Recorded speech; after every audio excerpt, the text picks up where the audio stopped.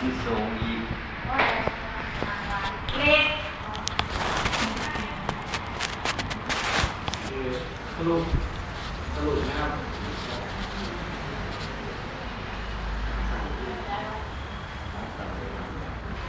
เขาทำทุกปีหรือเปล่าทำทุกปีครับแต่ว่าผมเอาของเขาบอกว่า540มาคือเขาทำเป็นฉบับที่สอง เงินพี่ไหนมานะ 2,000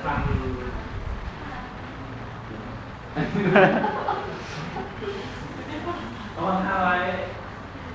เดี๋ยวก่อน ดีๆเพื่อน ถ้าไม่รู้ก็อย่างอื่น ใช่ ก็ได้ ยังไม่รู้ว่ารับสารภาพก็เลยต้องฝากไปวันอาทิตย์หน้าผมจะมาพูดใหม่ครับ เอาไปเลย มึงศึกษามาอยู่ไหม ศึกษามาเลยนะมึง ก็บอกไปให้แม่อาจารย์แค่บอกให้สมีซื่อๆถ้าเป็นทีนี้เอา